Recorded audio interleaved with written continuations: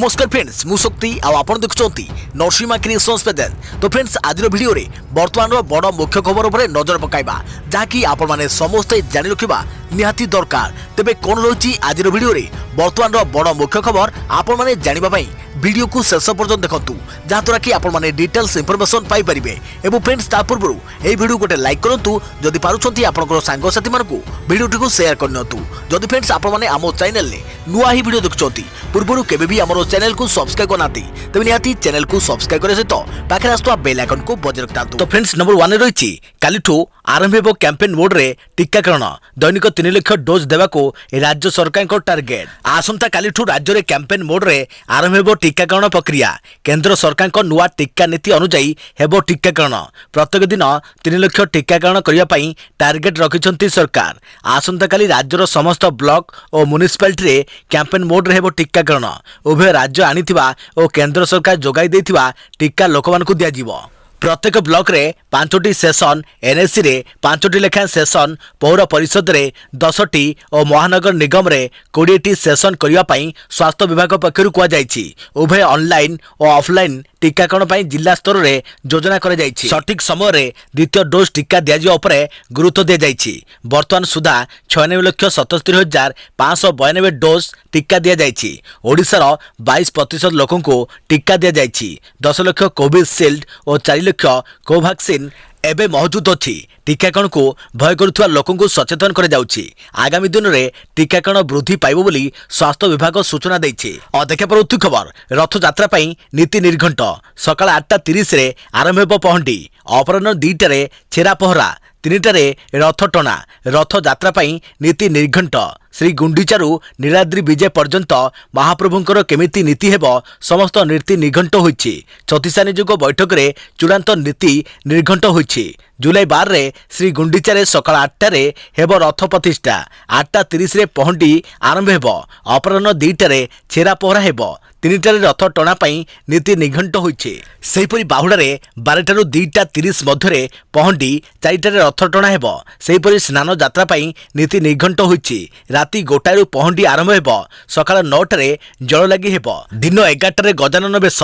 संध्या 5 रे बाहुडा पहंडी हेबो। चलित थर 15 दिन हेबो अनवसर नीति। श्रीमंदिर चतुर्पार्श्व रे 184 धारा जारी कर जाइछि। पालिया सेवायतों को दियाजिबो स्वतंत्र पास। गत वर्ष भली चलित वर्ष मध्य बिना भक्तरे सीमित संख्यक सेवायतों को नहीं हेबो स्नान पूर्णिमा। देखा पड़ुथि खबर अनाथ शिशु पई आसिला आशीर्वाद योजना। बापा और मां को हराइथिले मिलिबो मासिक 2500 टंका। अनाथ शिशु पई मुख्यमंत्री बड़ घोषणा। अनाथ शिशु पई आशीर्वाद योजना घोषणा करिसंती मुख्यमंत्री नवीन पटनायक। बापा मां बा परिवार मुख्य उपार्जनकारी को हराइथिबा शिशु पई नवीन नहीं आशीर्वाद योजना घोषणा करिसंती। गत एप्रिल 2020 परे बापा मां को हराइथिबा शिशु पई एही योजना आनिसंती नवीन। उभय बापा मां किंबा सिंगल पेरेंट को हराइथिबा शिशु को मासिक 2500 टंका। केवल मुख्य उपार्जनकारी बापा बा मां जन को हराइथिबा पिला को मासिक 1500 टंका मिलिबो। जणे भी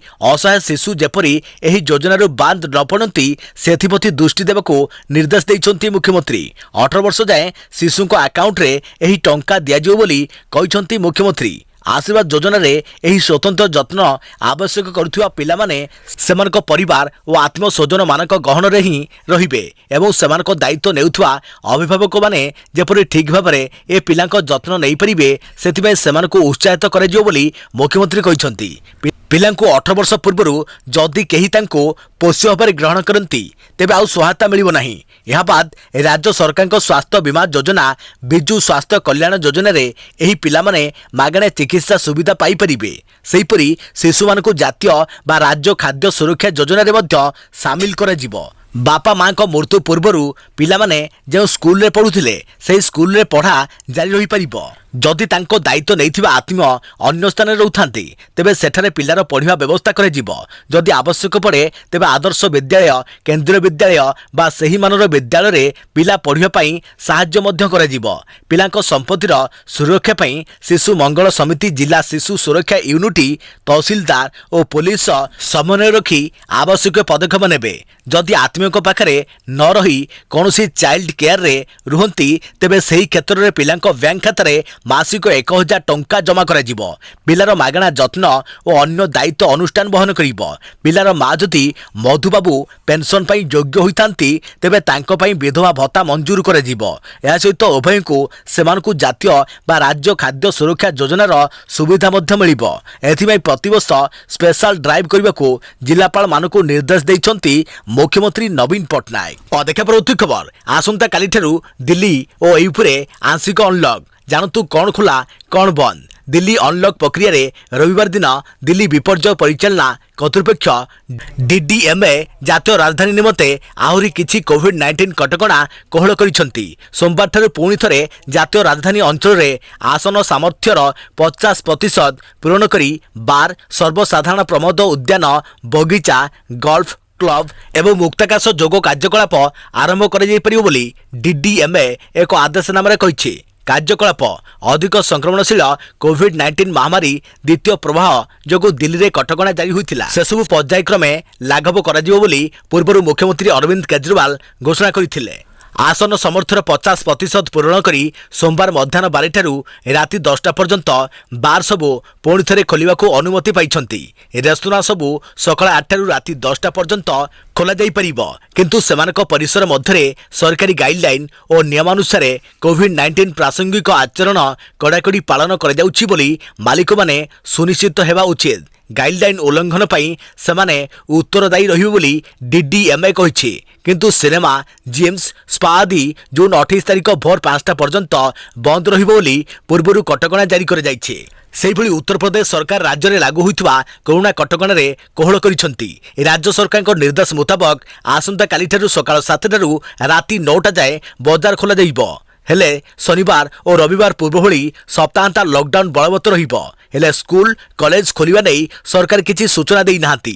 यूपीर मुख्य शासन सचिव राजेंद्र तिवारी जारी करितबा आदेश मुताबक जून 21 ठारू समस्त सरकारी कार्यालय 100% कर्मचारी को नै चलिबो। यास होटेल रेस्टोरेंट आदि 50% क्षमता आधार रे खोला जाई परिबो। देखा परवर्ती खबर एसबीआई और एचडीएफसी बैंक रे अकाउंट अछि कि जून शेष सुधा करिनंतु एही काम नहले हेबे बैंकिंग सेवारु वंचित। एही मास शेष सुधा परमानेंट अकाउंट नंबर जहाँकि पैन कार्ड आधार कार्ड सहित लिंक हेबा जरूरी। जदि आपण एभली करिनाहांती तेबे जून मास शेष सुधा करई नियंतु, कारण जून 30 परे आधार कार्ड सहित लिंक नथिबा पैन कार्ड गुडिक अदरकारी होइजिबो। जदि कोनोसी व्यक्ति आधार नंबर को पैन सह लिंक करिबारे विफल हुए तेबे नियम अनुसार एपरि बैंक को दिया जाइथिबा पैन नंबर कार्यक्रम हेबो नाही। एनेई एसबीआई पक्षरु ट्वीट करी कहा जायछि जे कोनोसी असुविधा को एडाइबा पई एवं आमर बैंकिंग सेवा को अनवरत उपभोग करिबा पई आमे आमर ग्राहक मानकु सेमानक पैन कार्ड को आधार कार्ड सहित लिंक करिबा को परामर्श दैछु। जदि कोनोसी ग्राहक पैन कार्ड आधार कार्ड सहित जून 30 पूर्वरु लिंक न करंती तेबे सेमानक पैन कार्ड निष्क्रिय होइजिबा सहित निर्दिष्ट कारबार करिबा पई व्यवहार होई परिबो नाही। एचडीएफसी बैंक मध्य निज ग्राहक मानकु पैन सह आधार कार्ड लिंक कराइबा पई परामर्श दैछे। उल्लेखयोग्य एक बैंक अकाउंट खोलिबा क्रेडिट कार्ड एवं डेबिट कार्ड पई आवेदन करिबा एक डिमांड अकाउंट आरंभ करिबा सह अन्य काम पई पैन कार्ड दरकार पड़ी थाए। जदि कोनोसी व्यक्ति गोटे बैंक रे दिन को 50,000 रु अधिक नगद जमा करंती तेबे से समय पैन दरकार पड़ी थाए। 50,000 रु अधिक मूल्यर म्यूचुअल फंड बॉन्ड इत्यादि किनिबा समय पैन विवरणी प्रदान करने आवश्यक। यह व्यतीत पैन कार्ड निष्क्रिय हेले अन्य बैंकिंग सेवा प्रभावित हेबो। एसबीआई अनवरत बैंकिंग सेवा उपभोक्त करने को उपभोक्ता मानकु income tax e filing portal को जाई पैन एवं आधार को लिंक करने को अनुरोध करिछि। देखा परवर्ती खबर सुप्रीम कोर्ट को केंद्र सरकार को सूचना। कोरोना संक्रमण में मृत्यु होइतवा लोकंक परिवार को देई परिबे नहीं 4 लाख टंकार क्षति पूरण। कोरोना संक्रमण में मृत व्यक्ति परिवार को क्षति पूरण देवा प्रसंग में सुप्रीम कोर्ट रे दाखल होइतवा मामला को नहीं केंद्र सरकार तरफरु सुप्रीम कोर्ट रे उत्तर रखा जाइछे। केंद्र सरकार सुप्रीम कोर्ट को कहिसंती कि कोरोना संक्रमण में मृतकंक परिवार को 4 लाख टंकार क्षति पूरण दिया जाई परिबो नहीं। केंद्र सरकार कहिसंती कि प्राकृतिक विपर्यय आईन मुताबक केवल भूकंप बन्या बात्या भली प्राकृतिक ପ୍ରାକୃତିक ବିପର୍ଯ୍ୟୟରେ ମୃତ୍ୟୁବରଣ କରିଥିବା ଲୋକଙ୍କ ପରିବାରକୁ ଏହି ସହାୟତା ରାଶି ଯୋଗାଇ ଦିଆଯିବ। ଯଦି କରୋନା ସଂକ୍ରମଣରେ ମୃତ୍ୟୁବରଣ କରିଥିବା ଲୋକଙ୍କୁ ପ୍ରାକୃତିକ ବିପର୍ଯ୍ୟୟ ଆଇନ ମୁତାବକ ସରକାର କ୍ଷତିପୂରଣ ଯୋଗାଇ ଦେବେ, ତେବେ ଅନ୍ୟ ରୋଗରେ ମୃତ୍ୟୁ ହେଉଥିବା ଲୋକଙ୍କ ପରିବାରକୁ ବି ଏହି ରାଶି ଯୋଗାଇ ଦେବାକୁ ପଡ଼ିବ। ଦେଖିବା ପରବର୍ତ୍ତୀ ଖବର। ଆଉ ଶୁଭିବନି ବିଶିଷ୍ଟ କଣ୍ଠଶିଳ୍ପୀ ତପୁ ମିଶ୍ରଙ୍କ ସ୍ୱର। ସତ୍ୟନଗରରେ ଶ୍ମଶାନରେ ଶେଷକୃତ୍ୟ, ଅଲିଉଡରେ ଶୋକର ଛାୟା। ଆଉ ଶୁଭିବନି ଓଡ଼ିଶାର ବିଶିଷ୍ଟ କଣ୍ଠଶିଳ୍ପୀ ତପୁ ମିଶ୍ରଙ୍କ ସ୍ୱର। ଚିକିତ୍ସାଧୀନ ଅବସ୍ଥାରେ ସବୁଦିନ ପାଇଁ ନୀରବ ଯାଇଛନ୍ତି କୋଟି କୋଟି ଓଡ଼ିଆଙ୍କ ଏହି ପ୍ରିୟ କଣ୍ଠଶିଳ୍ପୀ ତପୁ ମିଶ୍ର। ଗତକାଲି ରାତି 11ଟାରେ ହୃଦଘାତରେ ମାତ୍ର 36 ବର୍ଷ ବୟସରେ ତାଙ୍କର ପରଲୋକ ହୋଇଛି। ତପୁ ମିଶ୍ରଙ୍କ ଅବର୍ତ୍ତମାନରେ ଓଡ଼ିଆ ସଙ୍ଗୀତ ଜଗତର ଏକ ଅପୂରଣୀୟ କ୍ଷତି ହୋଇଛି। କରୋନାରୁ ସୁସ୍ଥ ହେବା ପରେ ତପୁ ମିଶ୍ରଙ୍କ ଫୁସ୍ଫୁସ୍ ଗମ୍ଭୀର ଭାବେ ସଂକ୍ରମିତ ହୋଇଥିଲା ଏବଂ ଲଗାତାର ଅକ୍ସିଜେନ ଲେବୁଲ କମି କମି ଯାଉଥିଲା। ଏକ ଘରୋଇ ହସ୍ପିଟାଲରେ 100% ଭେଣ୍ଟିଲେଟରରେ ସପୋର୍ଟରେ ରଖାଯାଇ ତାଙ୍କର ଚିକିତ୍ସା ଚାଲିଥିଲା। ଡାକ୍ତରଙ୍କ ସମସ୍ତ ପ୍ରକାର ଉଦ୍ୟମ ସତ୍ତ୍ୱେ ତାଙ୍କୁ ବଞ୍ଚାଇ ପାରିବା ପୂର୍ବରୁ ତପୁ ମିଶ୍ରଙ୍କ ସ୍ୱାସ୍ଥ୍ୟାବସ୍ଥା ଗୁରୁତର ଥିବାରୁ ତାଙ୍କୁ ସ୍ଥାନାନ୍ତର କରି ଇକୋମୋ ଚିକିତ୍ସା ଦେବା ସମ୍ଭବ ନୁହେଁ ବୋଲି କହିଥିଲେ ଡାକ୍ତର। ତାଙ୍କର ଅକ୍ସିଜେନ ଲେବଲ ବହୁତ କମ୍ ଆସିଥିଲା, ତେଣୁ 100% ଭେଣ୍ଟିଲେଟରରେ ସପୋର୍ଟରେ ରଖି ଚିକିତ୍ସା କରାଯାଉଥିଲା। ଦେଖିବା ପରବର୍ତ୍ତୀ ଖବର। ପୁଣି ବଢ଼ିଲା ପେଟ୍ରୋଲ ଓ ଡିଜେଲ ଦର। ଓଡ଼ିଶାର 5 ଜିଲ୍ଲାରେ 100 ଟଙ୍କା ଟପିଲା ପେଟ୍ରୋଲ ଦର। ରବିବାର ଦିନ ଦେଶରେ ପୁଣି ତୈଳ ଦର ବୃଦ୍ଧି ପାଇଛି। ପେଟ୍ରୋଲ ଲିଟର ପିଛା 29 ପଇସା ଓ ଡିଜେଲ ଲିଟର ପିଛା 30 ପଇସା ବୃଦ୍ଧି ପାଇଛି। ଓଡ଼ିଶାରେ ମାଲକାନଗିରି, ରାୟଗଡ଼ା, କୋରାପୁଟ, ଗଜପତି ଓ କଳାହାଣ୍ଡିରେ ପେଟ୍ରୋଲ 100 ଟଙ୍କା ଟପି ଯାଇଛି। ଏହି ବୃଦ୍ଧି ପରେ ଦିଲ୍ଲୀରେ ପେଟ୍ରୋଲ ଲିଟର ପିଛା 97.22 ଓ ଡିଜେଲ ଲିଟର ପିଛା 87.97 ଟଙ୍କାରେ ବିକ୍ରି ହେଉଛି। ସେହିପରି ମୁମ୍ବାଇରେ ପେଟ୍ରୋଲ ଲିଟର ପିଛା 103 ଟଙ୍କା 36 ଓ ଡିଜେଲ ଲିଟର ପିଛା 95 ଟଙ୍କା 44 ପଇସାରେ ବିକ୍ରି କରିହେଉଛି। ଅନ୍ୟପକ୍ଷରେ ଭୁବନେଶ୍ୱରରେ ପେଟ୍ରୋଲ ଲିଟର ପିଛା ରେକର୍ଡ ସ୍ତର 97.98 ଟଙ୍କାରେ ପହଞ୍ଚି ଯାଇଛି। ସେହିପରି ଡିଜେଲ ଦର 95.87 ପଇସାରେ ବିକ୍ରି ହେଉଛି। ତେବେ ଭାଟ ଅନୁସାରେ ରାଜ୍ୟର ଅନ୍ୟ ଜିଲ୍ଲାରେ ଦରରେ ତାରତମ୍ୟ ପରିଲକ୍ଷିତ ହେଉଛି।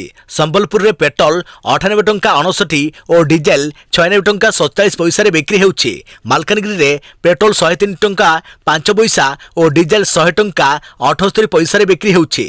ରାୟଗଡ଼ାରେ ପେଟ୍ରୋଲ ଲିଟର ପିଛା 101 ଟଙ୍କା 47 ପଇସାରେ ବିକ୍ରି ହେଉଥିବା ବେଳେ ଡିଜେଲ 99 ଟଙ୍କା 23 ପଇସାରେ ବିକ୍ରି ହେଉଛି।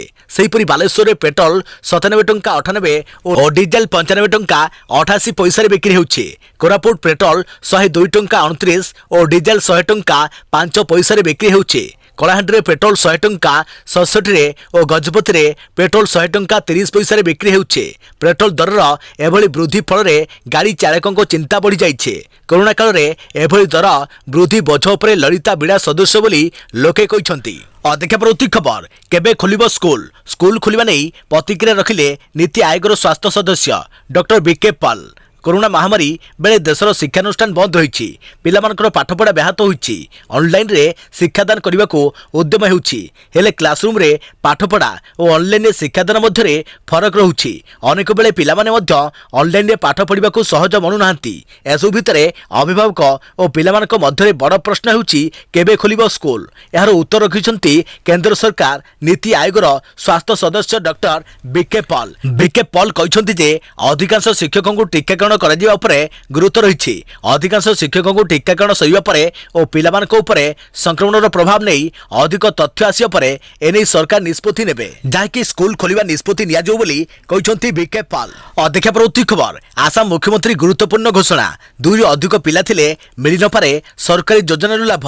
ଆସାମ ମୁଖ୍ୟମନ୍ତ୍ରୀ ହିମନ୍ତ ବିଶ୍ବ ଶର୍ମା ଏକ ବଡ଼ ନିଷ୍ପତ୍ତି ନେଇଛନ୍ତି। ସେ କହିଛନ୍ତି କି ରାଜ୍ୟରେ 2ରୁ ଅଧିକ ପିଲା ଥିବା ବାପା ମାଙ୍କୁ ସରକାରୀ ଯୋଜନାର ଲାଭ ମିଳିନପାରେ। ଏବେ ଆସାମରେ ଜନସଂଖ୍ୟା ନିୟନ୍ତ୍ରଣ ଆଇନ କିଛି ଯୋଜନାରେ ଲାଗୁ ହୋଇପାରିବ ନାହିଁ, କାରଣ କିଛି ଯୋଜନାର ଲାଭ କେନ୍ଦ୍ର ସରକାରଙ୍କ ତରଫରୁ ପ୍ରଦାନ କରାଯାଇଛି। ହିମନ୍ତ ବିଶ୍ବ ଶର୍ମା କହିଛନ୍ତି କି ଏମିତି କିଛି ଯୋଜନା ରହିଛି ଯାହା ଉପରେ 2 ପିଲାର ନିୟମ ଲାଗୁ କରିବାକୁ ନାହିଁ, ଯେମିତିକି ଆବାସ ଯୋଜନା। ଏହା କେନ୍ଦ୍ର ସରକାରଙ୍କ ଦ୍ୱାରା ଦିଆଯାଇଥିବାରୁ ଏଥିରେ ରାଜ୍ୟ ସରକାରଙ୍କ ନୀତି ଲାଗୁ କରାଯାଇପାରିବ ନାହିଁ। କିନ୍ତୁ ଯଦି ରାଜ୍ୟ ସରକାର ଆବାସ ଯୋଜନା ଘୋଷଣା କରନ୍ତି ତେବେ ସେଥିରେ 2ଟି ପିଲା ନେଇଥିବା ଜନସଂଖ୍ୟା ନିୟନ୍ତ୍ରଣ ଆଇନ ଲାଗୁ ହୋଇପାରିବ। ଦେଖିବା ପରବର୍ତ୍ତୀ ଖବର। ଆହୁରି ଖସିଲା ସୁନା ରୂପା ଦର। ଜାଣନ୍ତୁ କ'ଣ ରହିଛି ରେଟ୍। ଗୁରୁବାର ଦେଶରେ ରୂପା ମୂଲ୍ୟ ସିଲଭର ପ୍ରାଇସ୍ରେ ହ୍ରାସ ଘଟିଛି।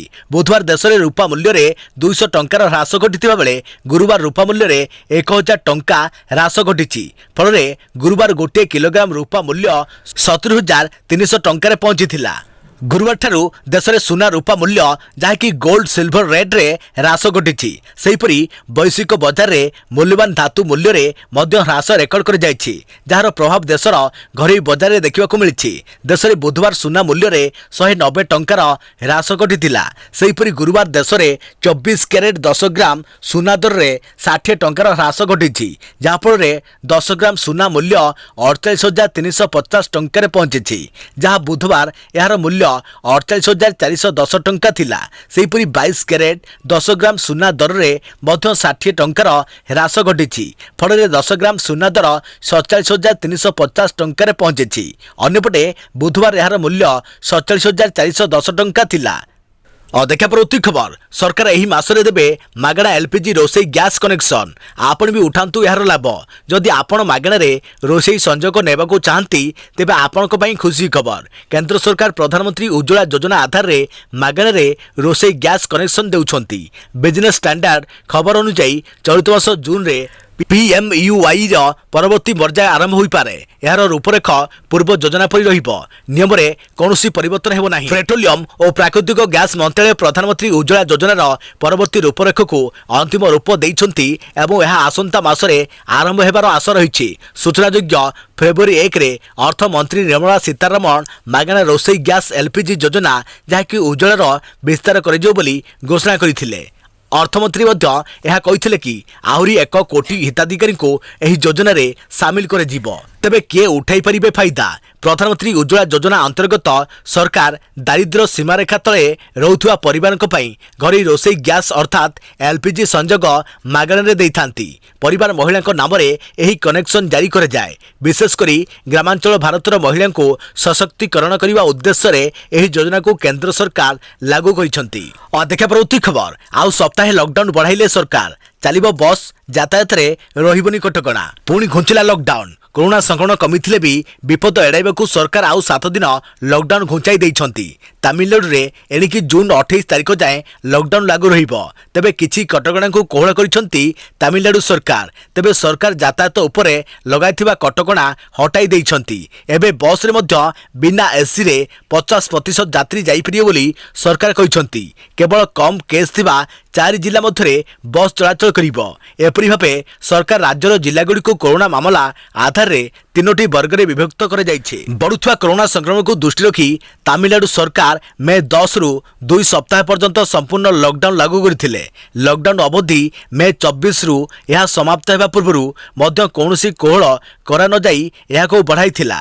परे यह जून 5 आउ एबे जून 28 जाए वृद्धि पाइछि। कटकणा बेले जरूरीकालीन सेवा तथा फार्मासी प्राणी चिकित्सा फार्मासी दुग्ध जोगाण पानीय जल एवं दैनिक खबर कागज बंटन इत्यादि छाड़ कर जाइछे। देखा परवर्ती खबर केबे आसीबो देश में कोरोनार तृतीय लहर। दिल्ली एम्स निर्देशक रणदीप गुलेरिया कहले कोविड नियम पालन रे हेरा कले 6 रु 8 सप्ताह मध्य आसीपारे तृतीय लहर। केबे आसीबो देश में कोरोनार तृतीय लहर यह एबे एक बड़ प्रश्न पलटिथिबा बेले ए प्रसंग रे उत्तर रखिसंती दिल्ली एम्स निर्देशक रणदीप गुलेरिया। जदि लोक कोविड नियम पालन न करती और खामख्याली व्यवहार करती ताहले देश में आसंता 6 रु 8 सप्ताह मध्य कोरोनार तृतीय लहर देखा दे पारे बोली से सतर्क करिसंती। जे पर्यंत देशर बहु परिमाणर लोकंकु टीकाकरण न सरिछि से जाय कोविड नियम को ठीक भाबे पालन करिबा जरूरी। टीकाकरण को अधिक बढ़ाइबा उपरे मध्य गुलेरिया गुरुत्व देइछंती। देखा परवर्ती खबर देश में तळमुहा कोरोना मीटर 81 दिन पर 60,000 रु कम संक्रमित। गत 24 घंटे 1,576 जनक मृत्यु। देश में 81 दिन पर दैनिक कोरोना संक्रमण 60,000 तल को खसी। स्वास्थ्य विभाग सूचना मुताबक गत 24 घंटा मध्य देश में 58,419 जन संक्रमित चिन्ह रही। गत 24 घंटे कोरोना संक्रमण में 1,576 जनक मृत्यु होइछि। मार्च 30 तारिख में 60,000 रु कम संक्रमित चिन्ह रही। गत 24 घंटे कोरोना संक्रमण 87,619 जन सुस्थ होइछंती। देखा परवर्ती खबर राज्य में कमिला संक्रमण। राज्य में 3,577 नुआ आक्रांत चिन्हट 40 मृत। जानतु केउ जिल्लारू केते? पुणी राज्य में कमिला संक्रमण। राज्य में गत 24 घंटे 3,577 नुआ आक्रांत चिन्हट होइछंती। जानतु केउ जिल्लारू केते? ओडिशा रे गत 24 घंटा मध्य कोविड-19 जोगो 40 जनक मृत्यु घटी। मोट मृत्यु संख्या 3,590 को वृद्धि पाई। राज्य में गत 24 घंटे 3,577 नुआ आक्रांत चिन्ह रही। जानतु केउ जिल्लारू केते नूतन पॉजिटिव केस 3577 क्वारंटाइन 2039 स्थानीय संपर्क 1538 जिलावारी पॉजिटिव मामला अनुगुल 127 बालेश्वर 205 बरगड़ 51 भद्रक 186 बलांगीर 36 बौद्ध 59 कटक 407 देवगढ़ 12 ढेंकानाल 96 गजपति 29 गंजाम 27 जगतसिंहपुर 103 जाजपुर 77 झारसुगुड़ा 13 कलाहांडी 41 कंधमाल 41 केन्द्रापड़ा 141 केन्दुझर 61 खोर्धा 571 कोरापुट 59 मालकानगिरी 86 मयूरभंज 187 नवरंगपुर 57 नयगढ़ 114 नुआपड़ा 19 पुरी 237 रायगढ़ 88 संबलपुर 31 सोनपुर 29 सुंदरगढ़ 43 राज्यपुर 84 गतकाली सुस्थ होते 5261